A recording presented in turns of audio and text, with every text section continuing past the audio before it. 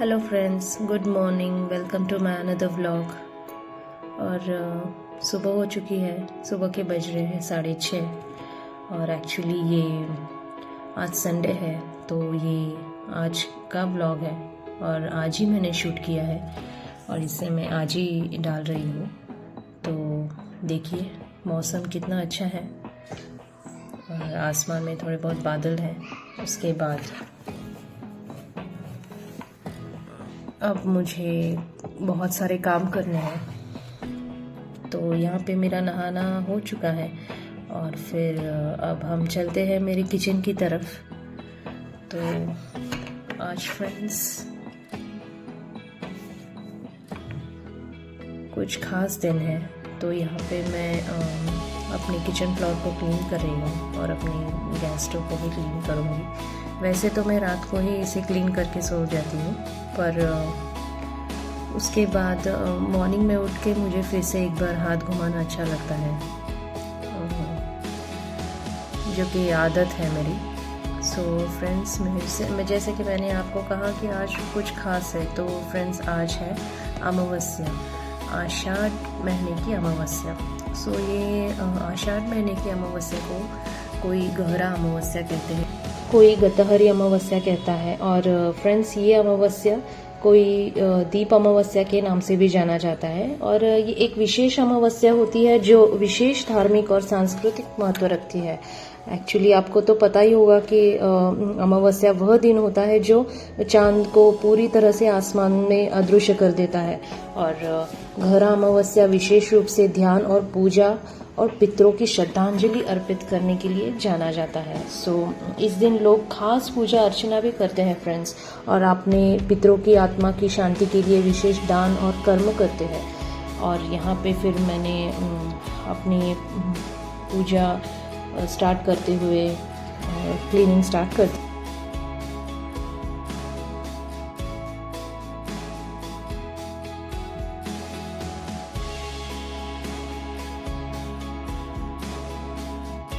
और जैसे कि मैंने आपको बताया फ्रेंड्स, इसे दीप अमावस्या भी कहते हैं। तो नाम से ही आप जान सकते हैं कि इस दिन हमें दीप जलाने होते हैं। हमारे घर में जितने भी दीपक हैं, हमें उसे क्लीन करना है और फिर उसको प्रज्वलित कर देना है, उसकी पूजा करनी है और उसे फूल अर्पित करना है। उसे फिर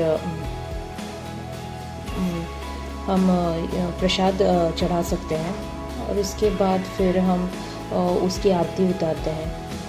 तो यहाँ पे मैं भी वही करूँगी और मुझे अब आगे बहुत सारे काम हैं फ्रेंड्स। तो लेट्स स्टार्ट।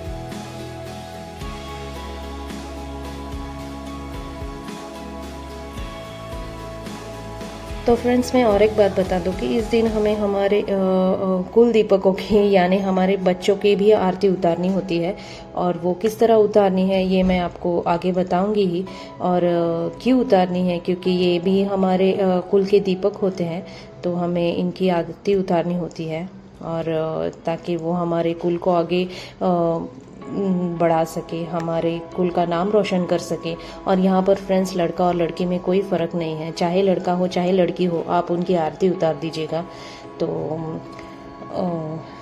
फिर उसके बाद आप जान सकते हैं कि ये जो विधि है बच्चों की आरती उतारने की, वो कृष्णा के कथा में आपको मिल जाएंगी, जो कि यमुना नदी के पास एक समय में जब हर रोज़ गायों की मृत्यु हो रही थी, तब कृष्णा ने देखा कि ये किस वजह से हो रहा है, जो कि यमुना नदी में कालिया नाग जो थे वो ये सब कुछ कर रहे थे।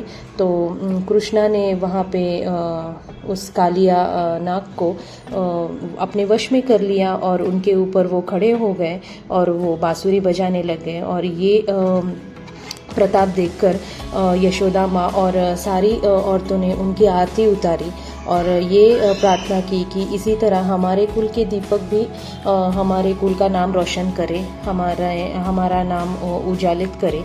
तो बस इसी वजह से हम अपने बच्चों की आरती उतारते हैं। और देखिए फ्रेंड्स, यहाँ पे कितने अच्छे से मेरे भगवान जी और फिर मेरे दिए क्लीन हो चुके हैं। और अब हम आगे पूजा स्टार्ट करेंगे। पर फ्रेंड्स, मैं यहाँ फूल भूल गई हूँ, तो मैंने फूल ऑर्डर कर दिए हैं, उसको आने के लिए अभी 15-20 मिनट्स हैं। तो यहाँ पे मेरे दोनों बेटे उठ गए हैं और ये मैं छोटा बेटा अपना खुद से ब्रश नहीं कर पाता, तो मैं उसका ब्रश कर दे रही हूँ और फिर उसके बाद मैं अपनी पूजा स्टार्ट करूँगी। तो वैसे भी अभी वक्त है मेरे फूल आने में, तो मैंने सोचा कि क्यों ना मैं उसे ब्रश करवा के नाश्ता दे दूँ।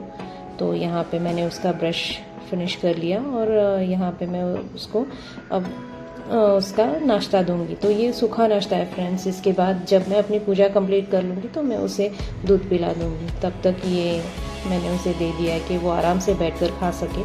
और यहाँ पे मैंने अपनी चाय भी रख दी ताकि मैं थोड़ी बहुत चाय पीकर फिर से अपनी पूजा स्टार्ट कर पाऊँ। और ये मेरा ये जो ऑयल ख़त्म हो गया था, कुकिंग ऑयल, तो मैं ये ख़त्म होने पर वॉश कर देती हूँ और उसके बाद ही फिर से फिल कर देती हूँ ताकि वो क्लीन रहे। और उसके बाद मैंने यहाँ पे फ्रेंड्स आटा गूंदना स्टार्ट कर दिया। जब तक कि फूल आ जाते हैं तब तक मैं कुछ और आगे के काम कर लूँ। तो फिर ये आटा गूंदती हूँ। इससे रोटी भी बनेंगी फ्रेंड्स और मैं बताती हूँ कि इससे और क्या बनेगा आज। और देखिए ये मैं आटा गूंद रही हूँ और आटा गूंद के तैयार हो गया है, तो इसे मैं ढक कर रख देती हूँ। और उसके बाद अब यहाँ पे मेरी चाय भी रेडी हो चुकी है, तो फिर चलिए चाय पीते हैं। और देखिए यहाँ पे मेरे फ्लावर्स आ चुके हैं और कितने प्यारे फ्लावर्स हैं, कितने सुंदर फ्लावर्स हैं। और हम चलिए हमारी पूजा स्टार्ट कर देते हैं। ये कमल है, इसे क्रिसैंथेमम कहते हैं, मैं नहीं जानती और क्या कहते हैं हिंदी में। और तो यहाँ पे मैं अब एक एक करके दिए में बाती डाल रही हूँ और यहाँ पे मेरा बड़ा बेटा मुझे हेल्प कर दे रहा है, तो उसे भी ये सब करना अच्छा लगता है।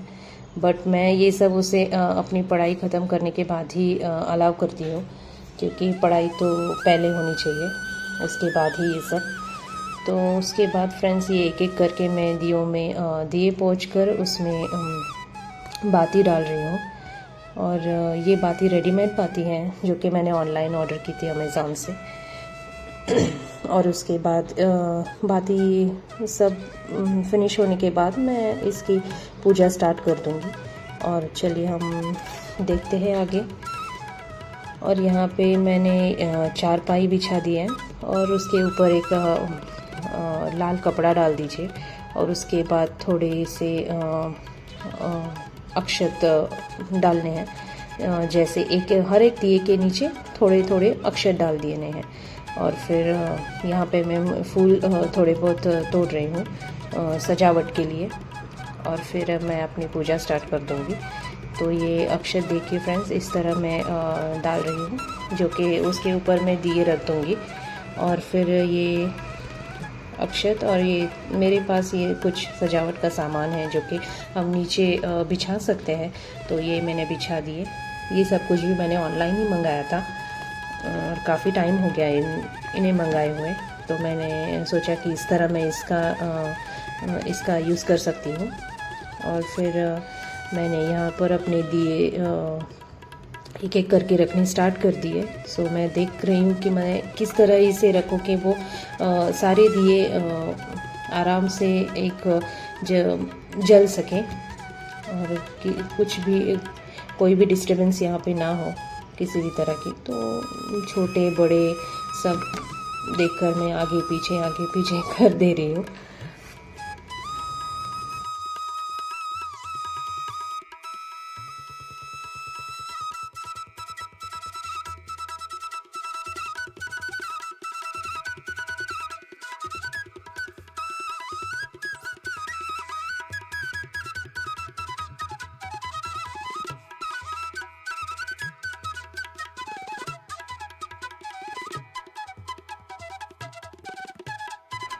और यहाँ पर अब मैं दिए प्रज्वलित करूँगी एक एक करके।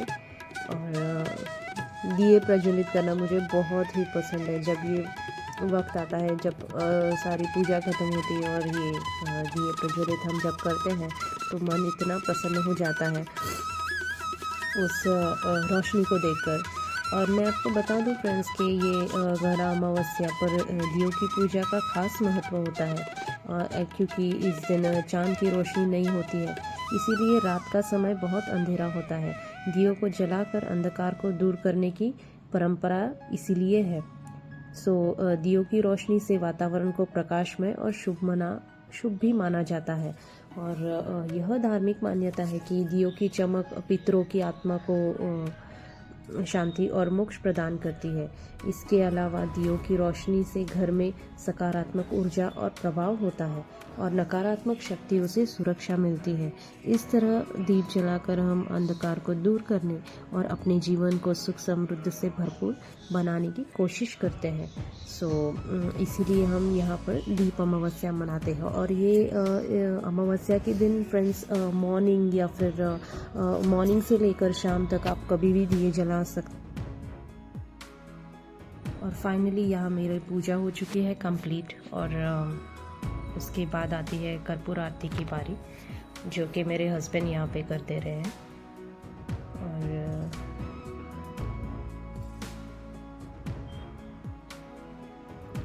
इतनी पॉजिटिविटी छा जाती है, इतनी शांति मिलती है, इतनी प्रसन्नता हो जाती है घर के वातावरण में, मैं क्या ही बताऊँ आपको। उसके बाद आती है बारी मेरे बच्चों की आरती उतारने की। ये मैंने आपको बताया था कि उस जो मैंने आटा गूंदा था, तो उससे मैंने 5 दिए बना दिए हैं। और आटे के दिए, और उस आटे के दिए में थोड़ा सा गुड़ डाल दिया है और उसमें थोड़ा सा घी और बाती डालकर मैंने पहले उन दियों की आरती उतारी जो मैंने वहाँ पे रखे हैं। और उसके बाद फिर मैंने पहले अपने छोटे बेटे की आरती उतारी उसी दियों से। और यहाँ पे अब मैं अपने बड़े बेटे की आरती उतार रही हूँ, ताकि उनके जीवन में कोई भी नकारात्मकता नहीं रहे, उन्हें अच्छी बुद्धि मिले, अच्छा आरोग्य मिले, और कोई भी अंधकार उनके जीवन में ना हो। उसके बाद इन दियों को हम क्या कर सकते हैं कि हम गौ माता को खाने के लिए दे सकते हैं, जो कि उसमें गुड़ भी डाल दिया है मैंने। तो ये है शाम का समय फ्रेंड्स, और ये शाम के समय कुछ ऐसा था, ऐसे दिख रहा था। फिर से दिए मैंने प्रज्वलित कर दिए थे थोड़े बहुत, और सोचा कि शाम का कुछ क्लिप मैं यहाँ पे लगा दूँ, इसीलिए मैंने ये क्लिप यहाँ पे डाल दिया है।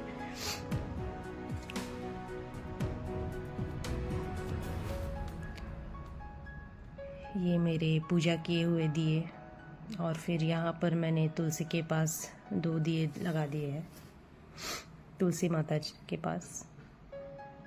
उसके बाद ये है मेरे घर का एंट्रेंस। अगर आपको ये मेरा वीडियो अच्छा लगा हो तो please subscribe my channel. Bye.